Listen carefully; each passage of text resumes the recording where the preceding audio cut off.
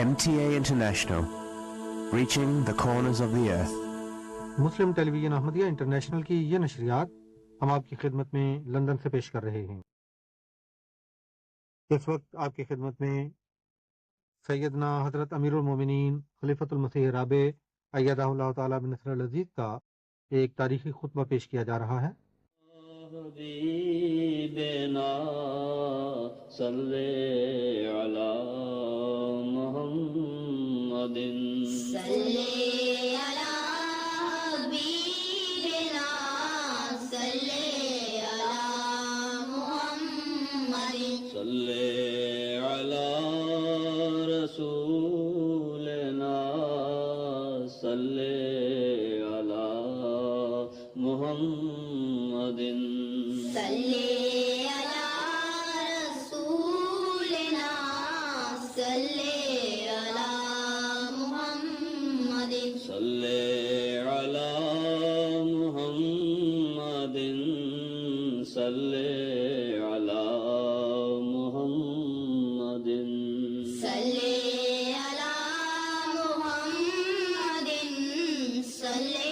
علی محمد صلی علی محمد صلی۔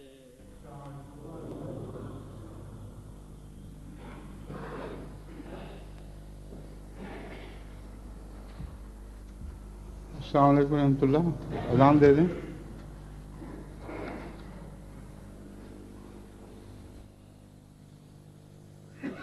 اللہ اکبر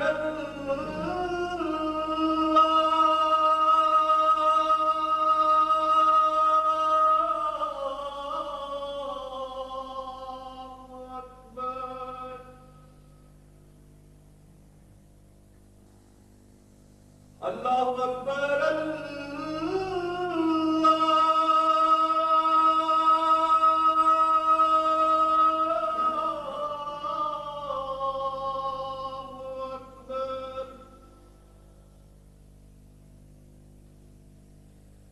اشہد ان لا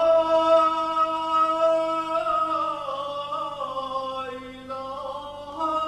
الا اللہ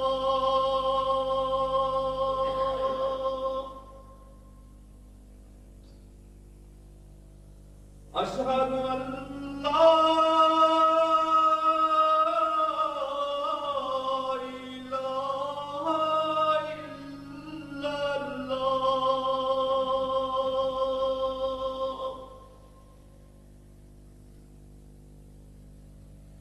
اشہد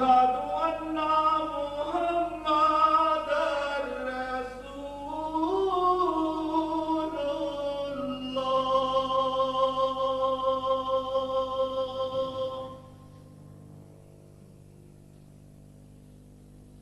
اشہد ان محمد رسول اللہ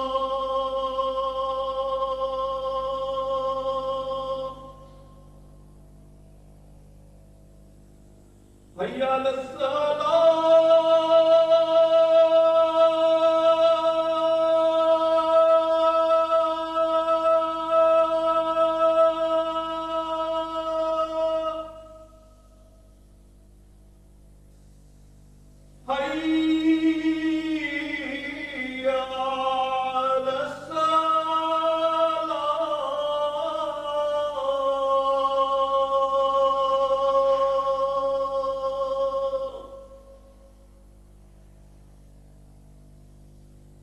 حی علی الفلاح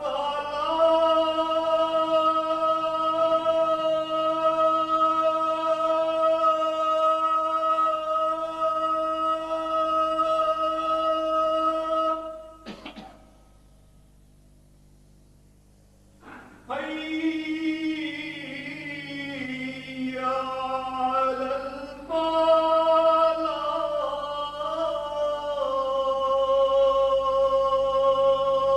الفلاح اللہ اکبر اللہ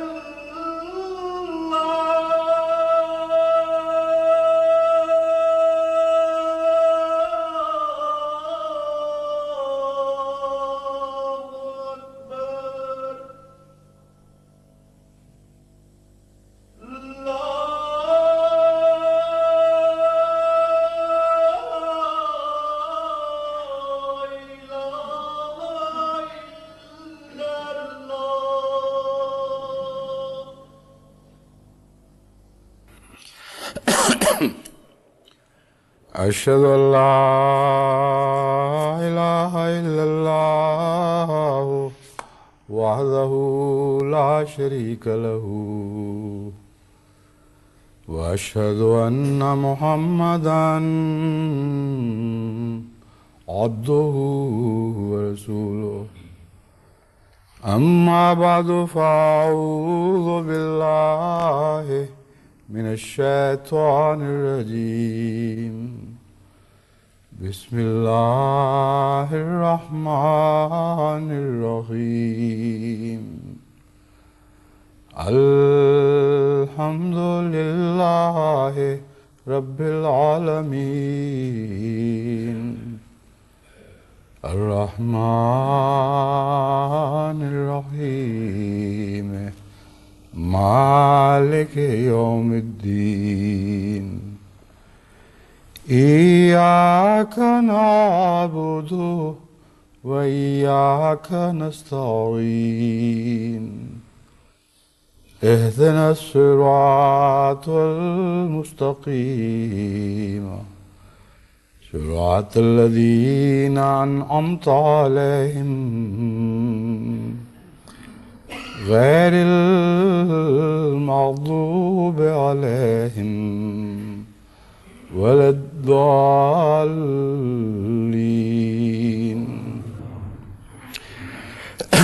آج میں 2-3 متفرق امور سے متعلق جماعت سے کچھ باتیں کرنی چاہتا ہوں. سب سے پہلے تو گزشتہ جمعے کے مضمون کو دوبارہ اثر نو چھیڑنا ہے. وہ فتنہ جو معلموں میں پیدا ہوا جس کی بروقت سرزنش کی گئی، اس سلسلے میں 1-2 وضاحتوں کی ضرورت ہے. میں نے یہ کہا تھا کہ وہ لوگ جنہوں نے چندہ دیا اور پھر مانگا، ان پر حضرت اقدس محمد رسول اللہ صلی اللہ علیہ وآلہ وسلم کی فرمودہ یہ مثال صادق آتی ہے کہ تحفہ پیش کرنے والا اگر اسے واپسی کا خیال کرے تو ایسا ہی ہے جیسے طے کر کے اسے دوبارہ چاٹے. اور یہ ایسی مکروہ چیز ہے جو انسانی تعلقات میں بھی قابل قبول نہیں. وجہ یہ کہ خدا کے تعلق میں انسان یہ وہم بھی کر سکے کہ خدا کے حضور کچھ پیش کر کے اسے واپس مانگا جائے. چنانچہ اس حدیث کی روشنی میں نے اس معاملے کی کراہت کو ظاہر کرتے ہوئے بیان کیا کہ اس رقم کا واپس کرنا ہی بہتر ہے. لیکن اس ضمن میں بعض اور سوال اٹھ کھڑے ہوتے ہیں اور بعض فتنوں کے دروازے بھی کھل سکتے ہیں، اس لیے ان کی پیش بندی کے لیے میں اس معاملے کو دوبارہ چھیڑ رہا ہوں. مضمون اپنی ذات میں درست ہے. ایسے شخص کے متعلق کراہت کا اظہار اس سے بہتر الفاظ میں نہیں کیا جا سکتا، لیکن اس کا یہ مطلب ہرگز نہیں کہ کوئی چندہ دینے والا بعد میں اس عذر کو سامنے رکھ کر یا کسی اور عذر کی بنا پر چندے کی واپسی کا مطالبہ کرے. ایسی صورت میں جماعت پر نہ فرض ہے واپسی، نہ اس کا کسی قسم کا حق ہے، نہ وہ کوئی قانونی چارہ جوئی کر سکتا ہے. کئی مرتدین نے یہ قسمت آزما دیکھی ہے، لیکن عدالتوں نے ان کے اس موقف کو رد کر دیا ہے. اس لیے جہاں تک اس کا تعلق ہے جسے چیز دی جائے، اس چیز کو واپس کرنا ضروری نہیں، کیونکہ واقعتاً اس تک قے نہیں پہنچی، چاٹنے والے کے لیے قے ہے. اور اس معاملے میں غالباً میں نے جو تشریح کی تھی اس کو ضرورت سے زیادہ ممتد کر دیا تھا، زیادہ کھینچ دیا تھا، جو درست نہیں تھا. چندہ خواہ گندی نیت سے دیا جائے، خواہ اپنے ریاکاری کے سے دیا جائے یا کسی اور مکروہ بات کے ساتھ دیا جائے، جب ایک دفعہ سلسلے کو مل جاتا ہے تو خدا کے نزدیک اس کا مکروہ فعل اس کی طرف لوٹایا جاتا ہے، لیکن روپے کا لوٹنا ضروری نہیں ہے. اس لیے خوب اچھی طرح ذہن نشین کر لیجئے، جو چندہ سلسلے کو ایک دفعہ پیش کیا جائے، پیش کرنے والا چاہے کیسی ہی مکروہ نیت سے پیش کرے، اسے مانگنے کا حق نہیں ہے. اگر وہ مانگتا ہے تو اس کے اوپر قے والی مثال صادق آتی ہے. باقی اس کے باوجود میں نے اس کی واپسی کا فیصلہ کیوں کیا؟ دراصل اس کے پیچھے سزا کا مضمون ہے۔ حق کے طور پر واپس نہیں کیا جا رہا بلکہ سزا کے طور پر، کیونکہ ایک احمدی مخلص کے لیے ایک اس سے بڑی سزا کم ہوگی کہ اس کا چندہ اسے لوٹا دیا جائے اور آئندہ کے لیے اسے چندہ دینے سے محروم کر دیا جائے۔ کل ایک ملاقات کے دوران جس میں یوگوسلاویا کے کچھ دوست تشریف لائے ہوئے تھے، سیاسی رہنما جو جماعت میں بھی دلچسپی رکھتے تھے، مالی نظام کی بحث میں جب میں ان کو یہ بتایا کہ ہم چندہ دینے والے کو جو سزا زیادہ سے زیادہ سخت سزا جو دے سکتے ہیں وہ یہ ہے کہ اسے چندہ واپس کر دیں یا اسے کہیں کہ آئندہ تم سے چندہ نہیں لیا جائے گا، اس کی زندگی اجیرن ہو جاتی ہے۔ تو حیرت کے ساتھ ان کے منہ پھٹے کے پھٹے رہ گئے۔ انہوں نے کہا یہ سزا ہے؟ دنیا میں تو کسی کو ٹیکس واپس کریں تو وہ تو چھلانگیں لگائے، گھروں میں ناچ گانے ہوں کہ شکر ہے ہمارے پیسے واپس ہو گئے۔ یہ عجیب جماعت ہے جس کی سزا یہ ہے کہ پیسے واپس کر دیتے ہو۔ تو دراصل پچھلے خطبے میں ہی کھول کر مجھے یہ سمجھا دینا چاہیے تھا کہ جماعت واپسی کے ذمہ دار نہیں ہے۔ اگر قے بھی ہے تو مانوی لحاظ سے اس کے لیے قے ہے جو مانگتا ہے، مگر جو روپیہ سلسلے کو ایک دفعہ دے دیا جائے اس کو واپس لینے کا کوئی حق نہیں، ورنہ مالی نظام درہم برہم ہو جائے گا۔ چندہ واپس کر دینا یا آئندہ نہ لینا، اس کی سند الگ احادیث میں موجود ہے، اور یہ ایسے اقدامات ہمیشہ سزا کے طور پر کیے گئے ہیں۔ نظام جماعت میں بھی تاریخی طور پر یہ بات ثابت ہے کہ ناراضگی اور سزا کے اظہار کے طور پر ایسا کیا گیا ہے، اور اس کے نتیجے میں آن حضرت صلی اللہ علیہ وآلہ وسلم کے زمانے کی بات ہے کہ اس سزا کے نتیجے میں ایک شخص ساری زندگی عذاب میں مبتلا رہا، لیکن کبھی اس سے پھر روپیہ وصول نہیں کیا گیا۔ تو یہ مضمون دراصل اس حکمت سے تعلق رکھتا ہے، اسے دوسری امور پر کھینچ کر اس کا غلط استعمال نہیں کرنا چاہیے۔ دوسری بات وضاحت طلب یہ ہے کہ مجلس عاملہ نے ایک بات کی، اس کی سزا جماعت کو کیوں ملے؟ اس کی وجہ ایک تو یہ تھی کہ بعض دفعہ جب ایک قوم کے رہنما کوئی خطرناک غلطی کرتے ہیں تو قوم بھی اس کے ساتھ سزا پاتی ہے۔ ایک اہل مدینہ میں سے ایک بدبخت نے آن حضرت صلی اللہ علیہ وآلہ وسلم پر اعتراض کیا تھا، اور اس کے نتیجے میں آن حضور صلی اللہ علیہ وآلہ وسلم نے جب ناراضگی کا اظہار فرمایا تو اہل مدینہ ذبح کیے ہوئے جانوروں کی طرح تڑپ رہے تھے، اور بار بار عرض کرتے تھے کہ یا رسول اللہ ہمارا قصور نہیں، ہم نے تو نہیں کہا، کسی بدبخت نے کہا ہے۔ مگر آن حضور صلی اللہ علیہ وآلہ وسلم اس ناراضگی کے اظہار میں رکے نہیں۔ بس بعض دفعہ بدنصیبی ہے کسی قوم کی کہ اس کے رہنما، اس کے چنیدہ لیڈر ایسی بدبختی کی بات کر دیں جس کا آزار سب کو پہنچے اور سب کو اس سے تکلیف ہو۔ لیکن یہ ایک ایسی تکلیف ہے جس میں صرف وہ لوگ شریک نہیں ہیں جن کے خلاف فیصلہ کیا گیا ہے، بلکہ خود میں بھی شریک ہوں، کیونکہ میرے لیے سب سے زیادہ تکلیف دہ فیصلہ ہے کہ ایسے احمدیوں کے متعلق جو کسی رنگ میں بھی اس معاملے میں ملوث نہ ہوں، یہ فیصلہ کر دوں کہ ان کا چندہ لوٹایا جائے۔ چنانچہ گزشتہ ایک ہفتہ کا بہت تکلیف کی حالت میں بار بار دعا بھی کی، استغفار بھی کیا، اور وہاں سے آئے ہوئے احتجاجات کا بھی مطالعہ کیا۔ تو میں سمجھتا ہوں کہ باقی جماعت میں سے جن کے متعلق یہ علم ہو کہ ان کو اس بات کا کوئی علم نہیں تھا، ان کے اوپر اس فیصلے کا اطلاق نہیں ہوگا، ان کے لحاظ سے یہ فیصلہ منسوخ ہے۔ لیکن یہ ہے بہت تعجب انگیز بات کہ ساری عاملہ ایک بات پر متفق ہو اور بار بار اس قسم کے خیالات کا اظہار کرتی ہو، اور اس وقت کا صدر رپورٹوں میں یہ لکھتا ہو کہ ساری جماعت کے یہی خیالات ہیں، اور اس کے باوجود خطوط یہ ملیں کہ ہمیں ہمارے خواب و خیال میں بھی یہ بات کبھی نہیں آئی، نہ ہم نے کبھی سنی۔ تو عجیب سی عاملہ تھی جو انتہائی خفیہ سازش کے طور پر بند کمروں میں باتیں کرتی تھی اور جماعت کو اس کو کانوں کان خبر نہیں ہوئی۔ تعجب انگیز ہے، لیکن یہ حق نہیں ہے ہمارا کہ اس کے باوجود کوئی شخص حلفاً یا ایک کھلے کھلے اقرار کے ساتھ یہ بات کہے کہ میرے علم میں یہ بات نہیں تھی اس لیے میں نے احتجاج نہیں کیا، تو ہم اس پر بھی یہ سزا عائد رکھیں۔ اس لیے یہ میں اعلان کر دیتا ہوں کہ وہ سب احباب جماعت معلموں جن کے علم میں یہ بات نہیں آئی، یا وہ بھی جو مجلس عاملہ کی میٹنگ میں شامل نہیں تھے اور بالعموم ان کا رجحان اس قسم کا نہیں ہے، ان کو بھی اس سزا سے مستثنیٰ کیا جاتا ہے۔ ایک اور بات یہ کہ یہ تاثر اگر دنیا پہ پڑا ہے کہ معلموں کی ساری جماعت نعوذ باللہ گندی ہے تو یہ درست نہیں ہے۔ میں نے پہلے بھی کہا تھا، بہت سے مخلصین ہیں، بہت سے ایسے نوجوان ہیں جن کے اخلاص میں کوئی شک نہیں، جب ان کے علم میں یہ بات آئی تو انتہائی کراہت کے ساتھ انہوں نے دیکھا، اپنے رشتوں کی بھی پرواہ نہیں کی اور بلا دھڑک ان امور کے خلاف بڑی جذبات کی شدت کے ساتھ احتجاج کیا ہے۔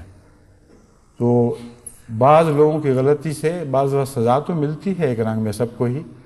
لیکن ہر ایک کا مجرم ہونا ضروری نہیں ہے۔ اور قرآن کریم نے اس مضمون کو ایک اور جگہ کھولا ہے کہ اس دن کے عذاب سے ڈرو جب معصوم بھی ساتھ پیسے جائیں گے۔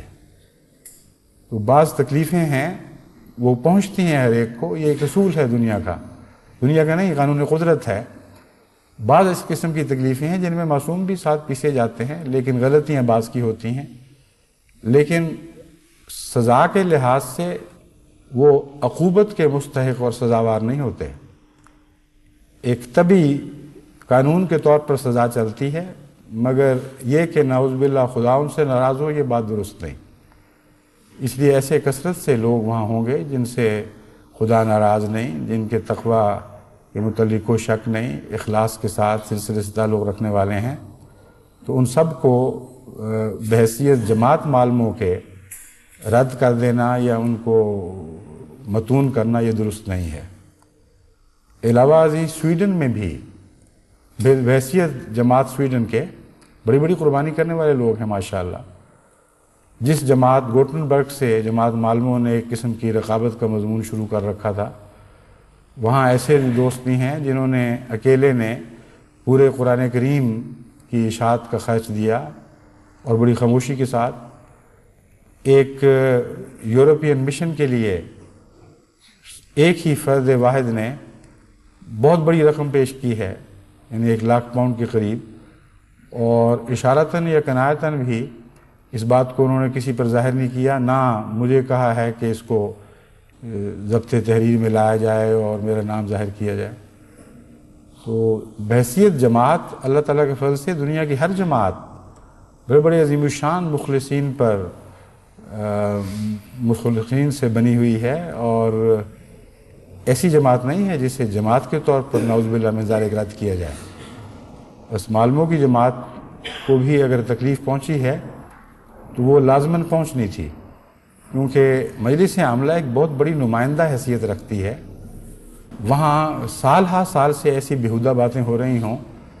تو لازماً ساری جماعت کے لیے سخت شرم کی بات ہے، اور ایسا معاملہ ہے کہ انہیں استغفار کرنا چاہیے۔ مگر بیرونی دنیا کی جماعتوں کو میں سمجھا رہا ہوں کہ وہ نعوذ باللہ من ذالک اسے جماعت معلموں کے لیے طعن و تشنیع کا موجب نہ بنائیں۔ اگر ان کے رشتہ دار وہاں ہیں، تعلق والے ہیں، تو ان کو یہ حق نہیں ہے کہ اس ناراضگی کے اظہار کے نتیجے میں ان کو کسی قسم کے طعنے دیں یا کسی رنگ میں گھٹیا سمجھیں۔ اس وضاحت کے بعد ایک اور ہدایت ساری دنیا کی جماعتوں کو یہ دینی چاہتا ہوں کہ جہاں تک میں نے جھگڑوں اور فتنوں کی تاریخ کا گہری نظر سے مطالعہ کیا ہے، ایک سبب ہر جگہ موجود دکھائی دیا ہے کہ جب بھی کوئی بد اخلاق آدمی مجلس عاملہ میں آ جائے تو اس سے ضرور فتنے پیدا ہوتے ہیں۔ ایسا شخص جس کی زبان میں تیزی ہے، جو بدخلق آدمی ہے طبعاً، اور پرواہ نہیں کرتا کہ اس کی بات سے کسی کا دل کٹتا ہے، اپنے ساتھی کے ساتھ ادب اور احترام سے گفتگو کرنے کی بجائے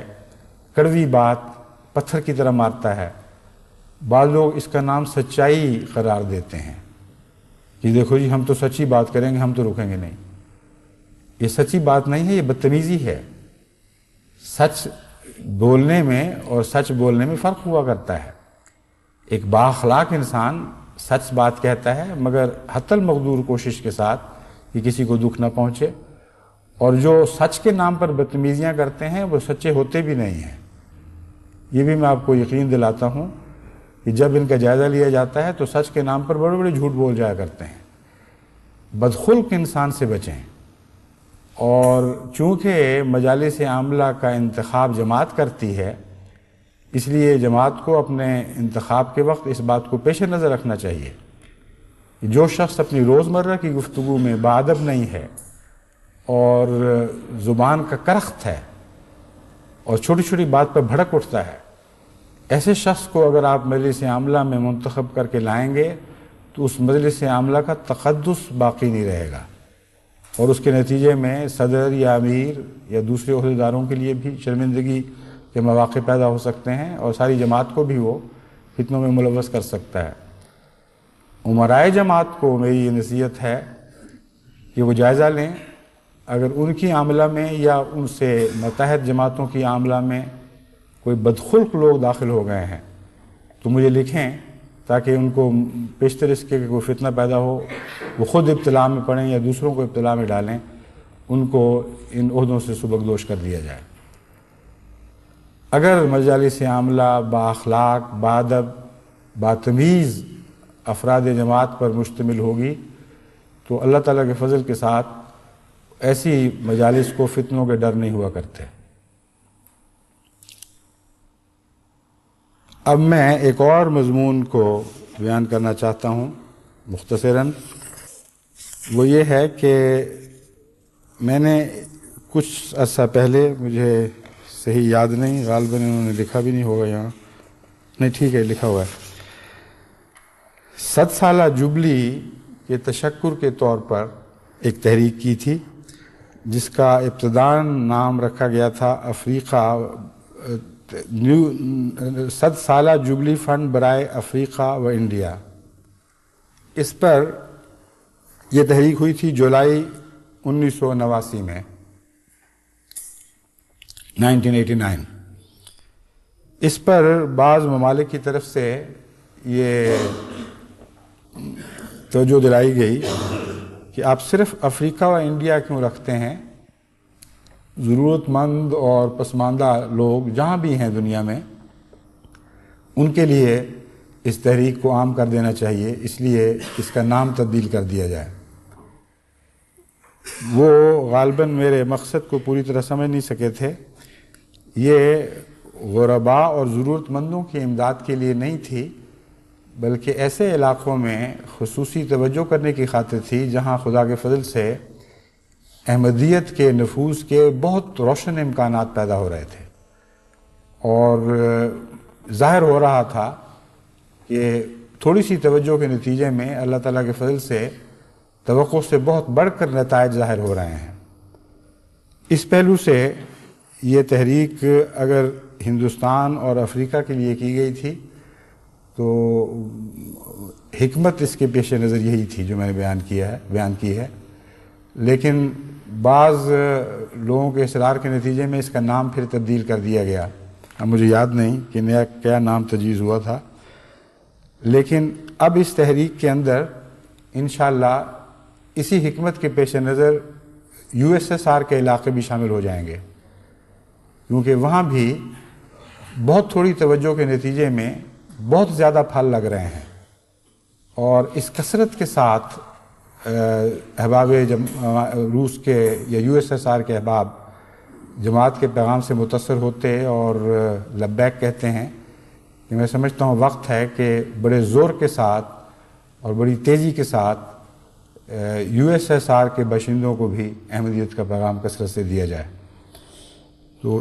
اس لحاظ سے نام کی تبدیلی ایک رنگ میں تو بہتر ہے کہ ایسے اور علاقے بھی پیدا ہوتے رہیں گے، وہ بھی ساتھ شامل ہوتے رہیں گے۔ چندے کی جو میں نے تحریک کی تھی وہ اس وقت کے اسٹرلنگ کی قیمت کے لحاظ سے 5 کروڑ کی یعنی تقریباً 1 ملین پاؤنڈ کی تحریک تھی. 5 کروڑ پاکستانی روپے یہ 1 ملین پاؤنڈ کے لگ بھگ. لیکن جہاں تک جماعت کے لبیک کہنے کا تعلق ہے، خدا تعالیٰ کے فضل سے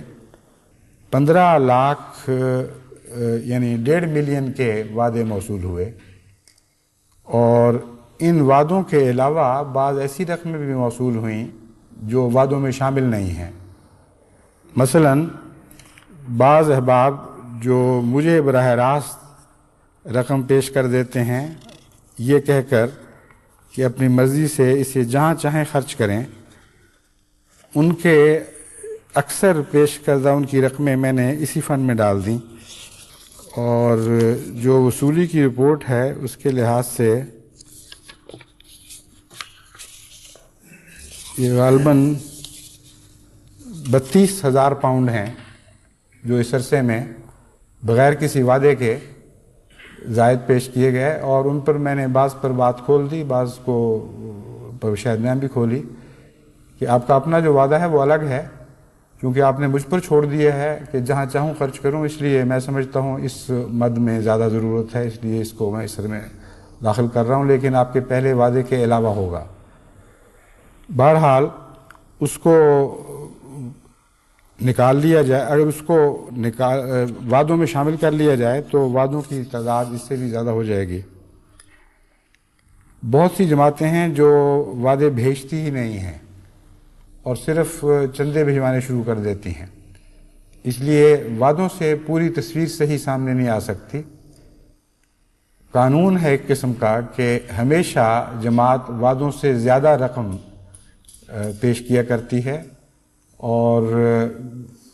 وعدے پوری طرح منضبط نہیں ہوا کرتے. اس تمہید کے بعد اب میں وصولی کی طرف متوجہ ہوتا ہوں. اس تحریک کے متعلق معلوم ہوتا ہے ہم سے کوتاہی ہوئی اور بار بار جماعتوں کو یاد دہانی نہیں کرائی گئی، اور وصولی متوقع رفتار سے بہت پیچھے رہ گئی ہے. اس وقت تک 3,42,756 پاؤنڈ کی وصولی ہوئی ہے، اور جہاں تک اخراجات کا تعلق ہے اس مد سے 5 لاکھ سے زائد کے اخراجات ہو چکے ہیں. بلکہ اگر افریقہ میں جو خصوصی پریس لگوائے گئے ہیں ان کو شامل کر لیا جائے تو تقریباً 7 لاکھ کے قریب اس مد میں سے خرچ ہو چکا ہے. لیکن وصولی ابھی تک صرف 3,42,000 پاؤنڈ ہے. اس کی بڑی وجہ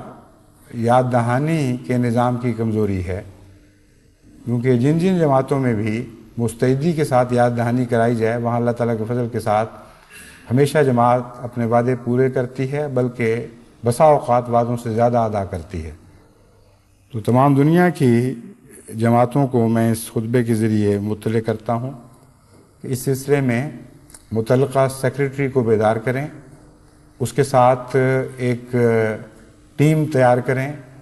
جو ساری جماعتوں کا جائزہ لے کر سلیقے کے ساتھ ان کو یاد دہانی بھی کروائے. یہ بھی دیکھے کہ جتنے وعدے کیے گئے تھے عملاً اتنے ہی موصول ہوئے ہیں یا زائد ہو چکے ہیں، اور ان زائد وعدوں کی اطلاع بھی مرکز کو کرے. یہ اس لیے ضروری ہے کہ بعض دفعہ جماعتیں بالمختہ وعدہ کر دیتی ہیں اور ہم وعدے میں وہی شمار کرتے ہیں. مثلاً انگلستان نے 50,000 پاؤنڈ کا وعدہ کیا ہے تو یہی 50,000 وعدوں میں شمار کیا جائے گا، لیکن واقعتاً انگلستان کی جماعت اس سے زیادہ چندے اپنی جماعت کو لکھوا چکی ہوتی ہے بعض دفعہ، یا بغیر وعدوں کے زیادہ رقمیں دے دیتی ہے. تو اگر اس کا علم مرکز کو نہ ہو تو بہت سی حسابی غلطیاں ہو سکتی ہیں اور بہت سی کوششوں میں کوتاہی ہو سکتی ہے. مثلاً اگر وعدہ عملاً انگلستان میں 60,000 پاؤنڈ کا ہو تو جب رقم 50,000 تک پہنچے گی تو مرکز سمجھے گا کہ وعدہ وصول ہو چکا ہے، اب مزید یاد دہانی کی ضرورت نہیں ہے، اور مرکز بھی ڈھیلا پڑ جائے گا، اور چونکہ ملک کو یاد دہانی نہیں ہوگی وہ بھی اسی لحاظ سے ڈھیلے پڑ جائیں گے۔ اس لیے اصل واقعاتی اعداد و شمار کا ہم تک پہنچنا بہت ضروری ہے، اور میں امید رکھتا ہوں کہ ایک مہم کے ذریعے پہلے تو اعداد و شمار درست کیے جائیں گے اور پھر توجہ دلائی جائے گی۔ توجہ دلانے میں ہمیشہ نرمی رکھنی چاہیے۔ بعض لوگ کئی قسم کے مالی بوجھ تلے دبے ہوتے ہیں، اگر ان کو توجہ دلانے میں زیادہ یعنی ضرورت سے زیادہ احساس دلایا جائے تو بعض دفعہ بہت تکلیف اٹھانی پڑتی ہے ان کو۔ اس لیے توجہ میں نرمی رکھیں اور دعا کریں، مگر توجہ ضرور دلائیں۔ اور نرمی کے پہلو اس طرح کہ آپ کی طرف سے وعدہ تھا، ابھی تک 1/2 ملنا چاہیے تھا مگر 1/10 بھی نہیں ملا مثلا، تو ہم آپ کو توجہ دلاتے ہیں اگر آپ سہولت کے ساتھ جلدی یہ رقم ادا کر سکیں تو جلدی، ورنہ آئندہ وقت کے اندر آسان قسطوں میں اس کو ادا کرنے کی کوشش کریں۔ اس رنگ میں اگر تحریک کی جائے تو کسی پر بوجھ نہیں پڑتا، لیکن میرا یہ تجربہ ہے کہ اگر نرمی اور پیار سے تحریک کی جائے اور ساتھ دعا کی جائے تو شدت کی جو رسمی تحریکیں ہیں ان سے بہت زیادہ بابرکت ہوتی ہے۔ بعض لوگ لکھنے میں تیز ہوتے ہیں، وہ بعض دفعہ اس طرح کی تحریریں لکھ دیتے ہیں کہ گویا ملزم کر رہے ہیں، آپ کو پتہ نہیں کیا وقت گزر گیا ہے، آپ نے وعدہ کیا تھا، خدا کے سامنے جواب دیں ہیں، یہ یوں کریں اور یوں کریں۔ ایسے سیکٹری مال بھی ہیں، میں نے دیکھے ہیں، لیکن ان کے لکھے میں برکت نہیں ہوتی۔ لیکن ایک شخص جو انسانی قدروں کا ادب کرتے ہوئے، انسانی حالات کو پیش نظر رکھتے ہوئے، مخلص کے جذبات کو ٹھوکر لگائے بغیر نرمی اور پیار سے یاد دہانی کراتا ہے اور ساتھ دعا بھی کرتا ہے، اس کے لکھے میں بہت برکت پڑتی ہے۔ اس لیے اس عمومی ہدایت کے تابع اس یاد دہانی کے نظام کو تیز کریں، اور میں امید رکھتا ہوں کہ انشاءاللہ تعالی بہت جلد اس کے نیک نتائج ظاہر ہوں گے۔ اب میں آخر پر ملک وار جماعت کا نقشہ پیش کرتا ہوں، ان جماعتوں کا، لیکن سب جماعتوں کے قوائف پڑھنے کا تو وقت نہیں ہوگا، بعض کے پڑھنے ضروری ہیں۔ اس کی وجہ یہ ہے کہ بعض ممالک ایسے ہیں جنہیں یہ پسند نہیں کہ وہ پیچھے رہ جائیں، اور بعض تحریکات پر جب زیادہ زور نہ دیا جائے تو بعض دفعہ وہ پیچھے رہ جاتے ہیں اور ان کو علم نہیں ہوتا۔ اس لیے جب وہ فہرست میں اپنا نام سنیں گے کہ کس نمبر پر آیا ہے تو از خود ان میں ایک عام تحریک پیدا ہوگی، ایک اچھے کام کے لیے رغبت پیدا ہوگی، اور اس کے نتیجے میں امید ہے کہ ان کے وعدوں میں مزید برکت پڑے گی۔ مثلا اگر کینیڈا امریکہ سے دگنے وعدے کر چکا ہو، جبکہ مالی استطاعت کے لحاظ سے امریکہ کو خدا نے زیادہ استطاعت دی ہو، اور امریکہ کے احمدیوں کو علم ہی نہ ہو کہ وہ کس جگہ کھڑے ہیں، تو ایسی فہرستیں جب ترتیب سے پڑھی جاتی ہیں تو اس سے بہت سے مخلصین کے دل میں خود ہی خیال پیدا ہوتا ہے اور وہ اپنی جماعت کے لیے غیرت دکھاتے ہیں اور اس لحاظ سے بھی چندے بڑھ بڑھ کر دیتے ہیں۔ اس وقت اللہ تعالیٰ کے فضل سے پاکستان صرف دنیا کے سب ممالک میں اول ہے، اور سٹرلنگ کے لحاظ سے 6,49,852 پاؤنڈ کے وعدے ہیں۔ کینیڈا کے وعدے 2,68,817 سٹرلنگ پاؤنڈ کے ہیں۔ امریکہ کے 1,34,409، جرمنی کے 51,964 اور یو کے 50,000، موریشس 40,000۔ جو رقوم میرے ذریعے وکالت مال کو مل چکی ہیں وہ 32,529 پاؤنڈ کی ہیں۔ ناروے کا وعدہ ہے 22,750، Japan 21,168، Switzerland 21,134، Hindustan 10,753، Denmark 8,824، Indonesia اپنی ترتیب کے لحاظ سے غلط جگہ پہ لکھا گیا ہے، لیکن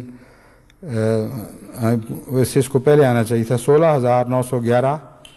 France 6,433، Australia 5,905، Holland 5,564، Singapore 2,047، Belgium 1,106، اور سویڈن کی بھی ترتیب بہت غلط بدل دی گئی ہے اور بہت غلط جگہ اس کو پیچھے دھکیل دیا گیا ہے۔ سویڈن کا وعدہ ہے 15,005 پاؤنڈ کا، اسپین 1,477، اور باقی متفرق ممالک ہیں۔ ان میں گانا خاص طور پر قابل ذکر اس لیے ہے کہ گانا کے اقتصادی حالات بہت ہی زیادہ خراب ہیں، اس کے باوجود افریقہ میں گانا سب سے آگے نکل گیا ہے اور 12,329 پاؤنڈ کا گانا کا وعدہ ہے۔ اس کے برعکس نائجیریا، جس کو اللہ تعالیٰ نے گانا کے مقابلے پر بہت زیادہ دولت عطا فرمائی ہے اور انفرادی طور پر بھی خدا کے فضل سے بہت اچھے کھاتے پیتے احمدی موجود ہیں، ان کا وعدہ صرف 1,037 کا ہے۔ تو اس سے میں یہ اندازہ تو نہیں لگا سکتا، یہ جائز نہیں ہوگا یہ کہا جائے کہ نائجیریا کے احمدی اخلاص میں بہت پیچھے ہیں، کیونکہ میرا ذاتی علم ہے خدا کے فضل سے بہت ہی مخلص جماعت ہے، اگرچہ سخاوت کے لحاظ سے گانین مزاج باقی افریقہ کے مقابل پر بہت اونچا ہے۔ گانین لوگوں میں اللہ تعالیٰ کے فضل سے اپنی توفیق سے بڑھ کر خرچ کرنے کا ایک ایسا خدا تعالیٰ نے ملکہ ودیت فرمایا ہے، ایسا ان کو ایک اللہ تعالیٰ نے فطری رجحان عطا فرمایا ہے کہ جس کی وجہ سے گانین اس پہلو سے باقی افریقیوں کے مقابل پر جو خود بھی بڑے اچھے ہیں نمایاں طور پر بڑا ہوا دکھائی دیتا ہے۔ اس کو پیش نظر رکھ کر بھی میں سمجھتا ہوں ضرور اس میں کوئی غلطی ہے۔ گانا کا اخلاص اپنی جگہ، مگر نائجیریا اتنا پیچھے رہ نہیں سکتا، ناممکن ہے۔ تو نظام جماعت کی کوئی کمزوری ہے وہاں، جس شخص کے سپرد بھی یہ نظام ہے امیر کو چاہیے خود بھی متوجہ ہوں اور ان کو بھی متوجہ کریں، اور اثر نو نائجیریا میں اس چندے کی تحریک ہونی چاہیے۔ اور بھی اسی قسم کے بعض غیر متوازن وعدے ہیں جو ملکی حالات اور اقتصادی حالات کے پیش نظر تعجب انگیز ہیں، میں ان کی تفصیل میں نہیں جاتا، لیکن بہت سے ایسے غریب ممالک ہیں جنہوں نے خدا کے فضل سے اپنی توفیق سے بہت بڑھ کر وعدے کیے ہیں۔ توفیق تو خدا بڑھا ہی دیا کرتا ہے، مطلب یہ ہے کہ ظاہری حالات میں جو اقتصادی جس اقتصادی بحران سے وہ ممالک گزر رہے ہیں، اس کے باوجود خدا کے فضل سے مالی قربانی میں پیچھے نہیں ہیں، اور بعض ممالک تو بہت چھوٹے چھوٹے ہونے کے باوجود اپنے چندوں میں بہت آگے ہیں۔ تو ان سب کے نام یہ فہرستیں بھجوا دی جائیں گی تاکہ وہ خود موازنہ بھی کر سکیں۔ صرف ان کے قوائف نہیں دیے جائیں گے بلکہ ساری دنیا کی جو قوائف کا خلاصہ ہے وہ ساری دنیا کی جماعتوں کو بھجوا دیا جائے گا۔ تو اس کے پیش نظر امید ہے انشاءاللہ تعالیٰ وعدے بھی بڑھیں گے اور چندوں کی ادائیگی میں بھی بہتری ہوگی۔ ادائیگی کے لحاظ سے اب دیکھتے ہیں کہ کون سا ملک آگے ہے، اور اس میں ایک حیرت انگیز چیز یہ دکھائی دیتی ہے،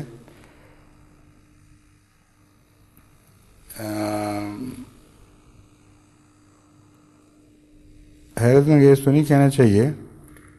کیونکہ یہ تو اللہ تعالیٰ کے فضل سے پاکستان کو جو خدا نے فضیلت عطا کر دی ہے اسے وہ قائم رکھے ہوئے ہے کہ پاکستان کی ادائیگی باقی ممالک کے مقابل پر بہت بہتر ہے۔ 85,318 پاؤنڈ کے لگ بھگ پاکستان کی ادائیگی ہو چکی ہے، اور میں امید رکھتا ہوں کہ اس خطبے کے بعد انشاءاللہ اس میں نمایاں اضافہ ہوگا۔ جو حیرت کی بات تھی وہ یہ تھی کہ کینیڈا کا وعدہ امریکہ سے بہت زیادہ اور ادائیگی بہت پیچھے، یعنی امریکہ کا وعدہ تو ہے 1,34,000 کا، لیکن ادائیگی 55,000 ہو چکی ہے۔ نسبت کے لحاظ سے ابھی کم ہے لیکن اچھی معقول ادائیگی ہے۔ اور کینیڈا کا 2,68,817 کا وعدہ تھا، ادائیگی صرف 9,638 ہے۔ کینیڈا کے لیے ایک عذر موجود ہے جو بکثرت استعمال ہوتا ہے، اور وہ یہ ہے کہ ہم اپنا مشن بنا رہے ہیں، اس لیے ان کے چندوں کی طرف توجہ ہے۔ مشن کے طرف توجہ اب بجا، لیکن جنہوں نے مشن کا چندہ لکھوایا اس کے علاوہ دوسرے چندے لکھائے، انہوں نے اپنا حال دیکھ کر ہی چندہ لکھوایا ہوگا۔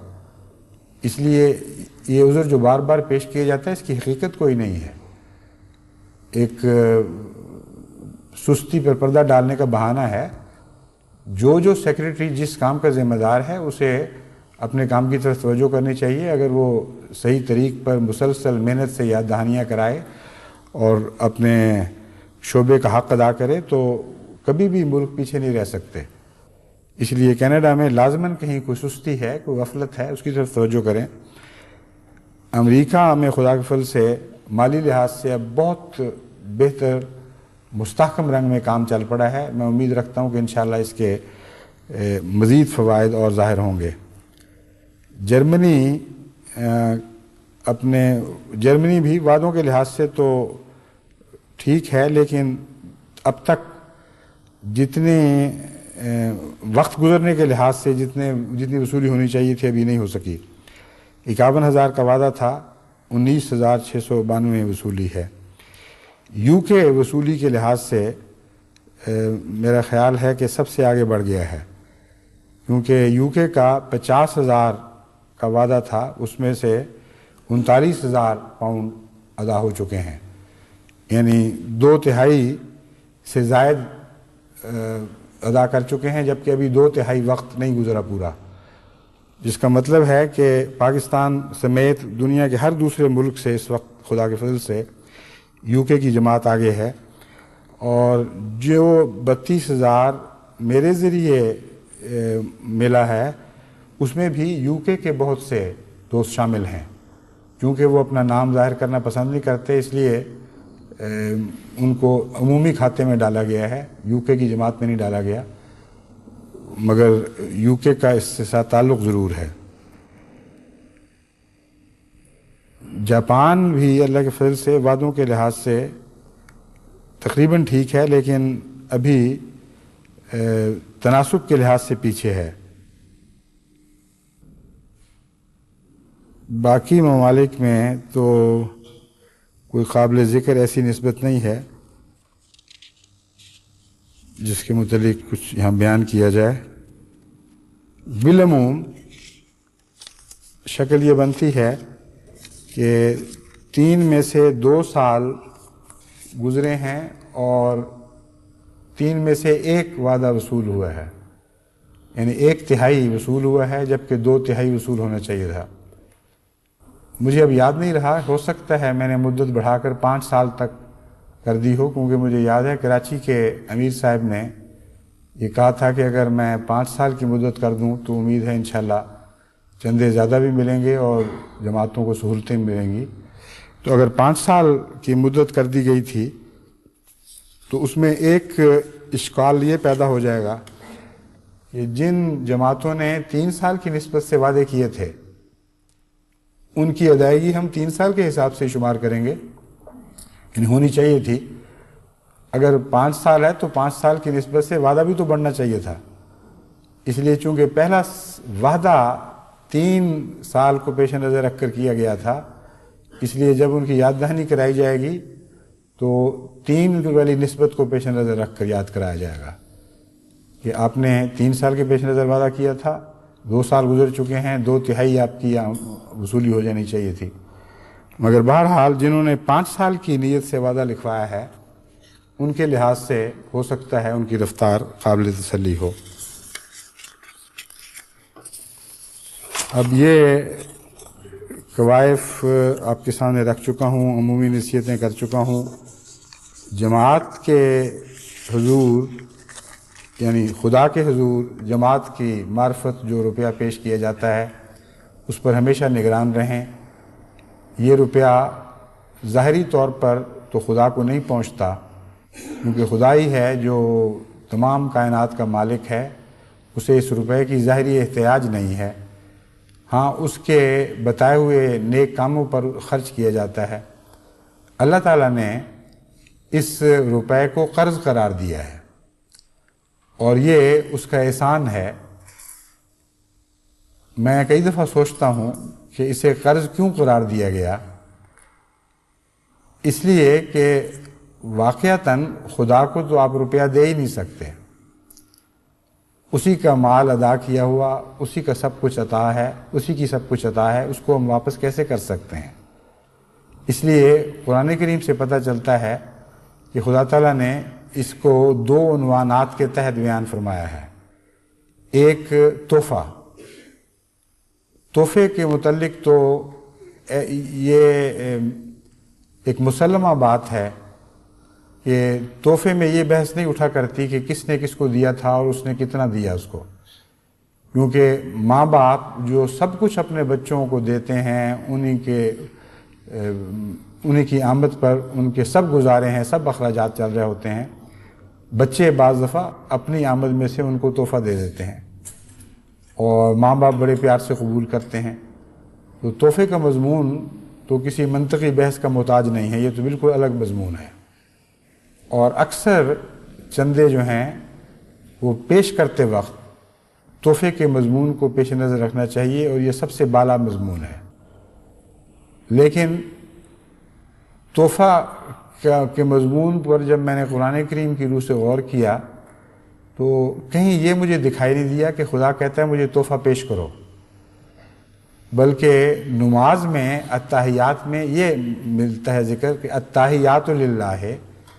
تحفے اللہ ہی کے لیے ہیں، سب پاکیزہ تحفے، اچھے تحفے اللہ کے لیے ہیں۔ لیکن قرآن کریم میں کہیں یہ نہیں ملتا کہ تحفے پیش کرو، بلکہ قرض پیش کرو کا مضمون ملتا ہے، حالانکہ تحفے کا مضمون قرآن کریم میں کئی آیات سے مستنبط ہوتا ہے۔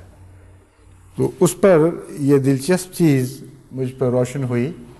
کہ تحفے مانگ کے نہیں لیے جاتے، اور یہی وجہ تھی کہ حضرت مسلم موعود رضی اللہ تعالیٰ عنہ ہماری تربیت میں اس بات پر بہت زور دیا کرتے تھے کہ اگر تم نے کسی کو کوئی چیز لکھ کر یا کہہ کر منگوائی ہو اور وہ بعد میں یہ کہہ دے کہ جی میں نے پیسے نہیں لینے، یہ تحفہ ہے، تو ہرگز قبول نہیں کرنی، یا وہ چیز واپس کرو یا رقم ادا کرو۔ اور میں نے اس نسخے کو بہت ہی مفید پایا ہے، اخلاق کی حفاظت کے لیے ایک بہت عظیم الشان نسخہ ہے۔ اب جب میں نے قرآن کریم کے اس مضمون پر غور کیا تو مجھے حضرت مسلم موعود کی یہ نصیحت بھی یاد آ گئی، اور یہ بات اور مجھ پر کھل گئی کہ تحفے مانگ کر نہیں لیے جاتے،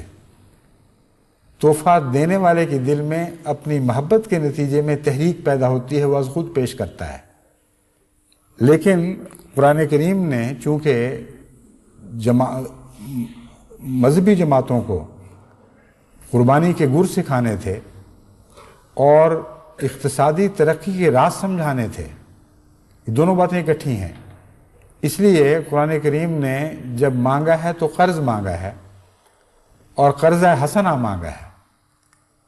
قرضہ حسنہ وہ ہوتا ہے جس کے ساتھ کوئی شرط نہیں ہوتی سودی کسی قسم کی کہ بڑھا کر دو، لیکن جو قرضہ حسنہ وصول کرتا ہے اس کا اپنا حسن طبیعت ہے کہ واپسی پہ جتنا چاہے بڑھا دے۔ تو اللہ تعالیٰ نے قرآن کریم میں جو چندوں کے مضمون پر گفتگو فرمائی ہے وہ عظیم الشان ہے، بہت ہی حیرت انگیز مضمون ہے۔ اس میں خدا تعالیٰ زکوٰۃ کے متعلق بھی یہی بیان فرماتا ہے کہ جو تم دو گے وہ تمہارے روپے کو کم نہیں کرے گی بلکہ بڑھائے گی۔ فرمایا سود تمہارے پیسوں کو کم کرتا ہے، زکوٰۃ تمہارے پیسوں کو کم نہیں کرتی، کیونکہ خدا ضامن ہے کہ جو خدا کی خاطر زکوٰۃ ادا کرتا ہے اللہ اسے بڑھا دے، اور زکوٰۃ کے نام میں یہ مضمون شامل ہے۔ زکوٰۃ کا مطلب ہے نشو و نما پانے والی چیز، بڑھنے والی چیز، برکت پانے والی چیز۔ تو فرمایا جو تم روپیہ خدا کی خاطر زکوٰۃ میں ادا کرتے ہو وہ کم نہیں ہوتا، بلکہ تمہیں علم نہیں کہ کس طرح خدا تعالیٰ اس میں برکت ڈالتا ہے اور اس کو بڑھا دیتا ہے۔ اور قرض کے متعلق ہر جگہ یہ وعدہ فرمایا کہ تم مجھے قرضہ دو اور میں بڑھا کر واپس کروں گا۔ اس لیے کسی رنگ میں بھی خدا تعالیٰ کے اوپر احسان کا تو خیر ذکر ہی نہیں سوال ہی نہیں پیدا ہوتا، مگر چندہ ادائیگی کرتے وقت قرض کے مضمون کے اندر جو ہدایتیں ہمیں ملی ہیں ان کو ہمیں ضرور پیش نظر رکھنا چاہیے۔ پہلی بات یہ کہ خدا جب قرض مانگتا ہے تو ایک انسان کو اپنے نفس میں ڈوب کر ضرور سوچنا چاہیے کہ کس چیز سے قرض مانگتا ہے۔ وہ سب کچھ جو اس نے مجھے دیا ہے، اور اس پر جو مجھ سے قرض مانگتا ہے تو میں قرض کے طور پر نہ دوں بلکہ محبت اور عشق کے اظہار کے طور پر دوں، یہ منع نہیں ہے۔ اس لیے قرض کے سودوں کو اگر آپ محبت اور عشق کے اظہار کے سودوں میں تبدیل کر دیں تو اس سے بہتر اور کوئی طریق چندہ ادا کرنے کا نہیں۔ اس نیت کے ساتھ ادا کریں کہ اے خدا سب کچھ تو نے دیا ہے، تیرے حضور تیرے رزق میں سے، تیری عطا کردہ صلاحیتوں میں سے کچھ پیش کرنے کی سعادت پاتا ہوں، قبول فرمائے تو یہ عزت ہے، قرض نہیں ہے، تحفہ ہے۔ لیکن اس کے باوجود اگر ایک شخص اس اعلیٰ محبت کے مقام پر فائز نہیں اور جب دیتا ہے تکلیف اور قربانی کے ساتھ خدا کے اذن کے احترام میں دیتا ہے تو وہ قرض ہوگا، لیکن اس کو یاد رکھنا چاہیے کہ یہ قرض اسے واپس ملے گا اور بہت زیادہ واپس ملے گا۔ اس وعدے کے نتیجے میں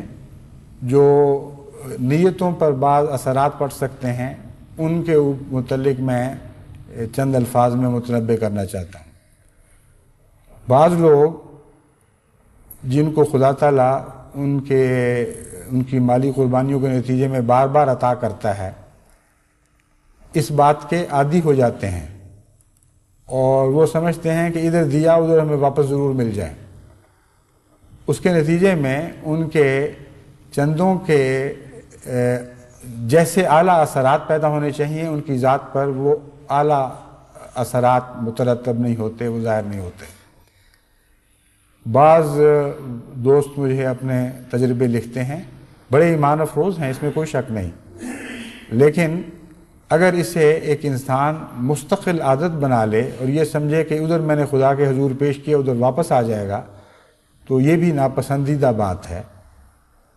قرض کے دو پہلو ہیں، ایک دینے والے کا اور ایک لینے والے کا۔ وہ قرض جو سود سے پاک ہے اسے قرض حسنہ کہا جاتا ہے۔ قرض حسنہ میں یہ ایک عجیب دلچسپ بات ہے کہ دینے والا ہرگز زیادہ لینے کی نیت سے نہیں دیتا، لینے والا ہمیشہ زیادہ دینے کی نیت سے لیتا ہے۔ اس لیے اپنی نیتوں کو زیادہ کے خیال سے پاک رکھ کے اگر دینے کی کوشش کریں تو یہ چندے کی بہت بہتر قسم ہے، اس سے اللہ تعالیٰ کی زیادہ رضا حاصل ہوگی۔ جہاں تک زیادہ ملنے کا تعلق ہے وہ تو خدا نے دینا ہی دینا ہے، اور اس کے دینے کے ہزاروں رستے ہیں، اس کی انسان کو سمجھ نہیں آتی، اور ضرور ایسے لوگوں کے اموال میں برکت پڑتی ہے اور ان کی اولادوں کے اموال میں برکت پڑتی ہے، ان کی خوشیوں میں برکت پڑتی ہے، ابتلاؤں سے بچائے جاتے ہیں، مصیبتوں کے وقت ان کے سہارے کے لیے خدا تعالیٰ کی نصرت اترا کرتی ہے۔ یہ ساری برکتیں ہیں جو چندوں کے نظام کے ساتھ وابستہ ہیں، لیکن چونکہ بہت باریک مضامین ہیں اس لیے میں جہاں تک میری توفیق ہے میں باریکی کے ساتھ سمجھانے کی کوشش کر رہا ہوں۔ خدا ضرور زیادہ دیتا ہے، لیکن قرضہ حسنہ کی ایک تعریف یہ ہے کہ جہاں تک دینے والے کا تعلق ہے وہ ہرگز زیادہ لینے کی نیت سے نہ دے اور اپنی نیت کو بالکل صاف کر کے دے۔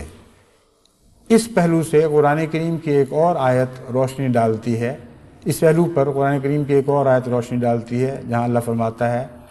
وَلَا تَمْنُن تَسْتَكْثِرْ، کہ کسی کو اس نیت سے نہ دیا کرو کہ تمہیں زیادہ ملے۔ اگرچہ اس کا انسانی تعلقات، انسانی لین دین سے تعلق ہے اور اللہ تعالیٰ پر تو احسان ہو ہی نہیں سکتا، تمنن کے معنوں کا اطلاق خدا پر نہیں ہو سکتا، لیکن مومن کے اخلاق کو سیکل کرنے کے لیے، اس کے اخلاق کو نہایت اعلیٰ درجے کی لطافتوں تک پہنچانے کے لیے خدا تعالیٰ نے یہ جو نصیحت فرمائی ہے، اس کے نتیجے میں خدا سے لین دین کے معاملات میں بھی اپنے اندر ویسا ہی اخلاق پیدا کریں جیسا خدا بندوں کے معاملات میں پیدا کرنا چاہتا ہے، اور دیتے وقت یہ نیت کیا کریں کہ اے خدا، ہم زیادہ لینے کی نیت سے دے نہیں رہے، بلکہ حق یہ ہے کہ سب کچھ تیری عطا ہے، اگر تحفے کے طور پر قبول ہو تو اس سے بہتر کوئی چیز نہیں، لیکن تو نے قرض فرمایا ہے تو تجھ سے بہتر محفوظ ہاتھ قرض دینے کے لیے اور کوئی نہیں ہے۔ ہماری نیت تیری رضا کا حصول ہے، اور اس نیت کے ساتھ اگر انسان چندے دے تو اللہ تعالیٰ کے فضل سے جماعت کے اخلاص، اس کے ایمان، اس کے اعلیٰ روحانی مدارج کی یہ باتیں ضامن بن جائیں گی، اور اللہ تعالیٰ کے فضل سے ایسی پاک نیتوں کے ساتھ جو مال دیے جاتے ہیں ان میں برکت بھی بہت پڑتی ہے۔ ظاہری طور پر اس کی کوئی دلیل نہیں، مگر میں آپ کو یقین دلاتا ہوں، میری زندگی کا تجربہ ہے کہ پاک نیت سے جو مال دیے جائیں ان کے خرچ میں بہت برکت ہوتی ہے۔ جو بہت اعلیٰ نیتوں سے نہ دیے جائیں یا گندی نیتیں مل جائیں، ان کے خرچوں میں برکت نہیں رہتی اور بے وجہ ضائع ہو جاتے ہیں۔ اس لیے اپنی نیتوں کی بہت حفاظت کریں، اور پھر دیکھیں کہ اللہ تعالیٰ آپ پر کتنی برکت نازل فرماتا ہے۔ خدا کرے کہ جماعت احمدیہ کا مالی نظام اسی طرح پاک، شفاف، بہت ہی اعلیٰ اخلاقی اور لطافتوں کے ساتھ وابستہ رہے، اور ہمیشہ اسی طرح صحیح و سلامت تا قیامت جاری رہے۔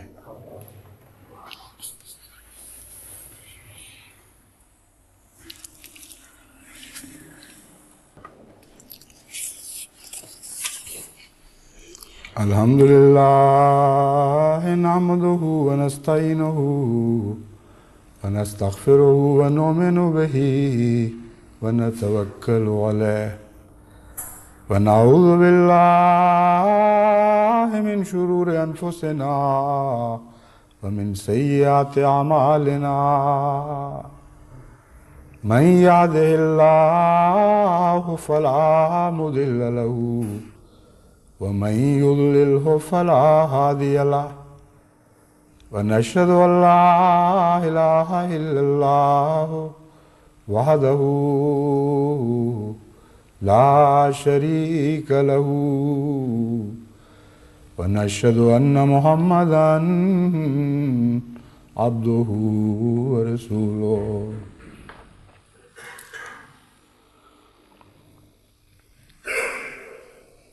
عباد اللہ رحمکم اللہ، ان اللہ یامر بالعدل والإحسان وإیتاء ذی القربى وینہی عن الفحشاء والمنکر والبغی یعظکم لعلکم تذکرون۔ اذکروا اللہ یذکرکم وادعوہ یستجب لکم ولذکر اللہ اکبر۔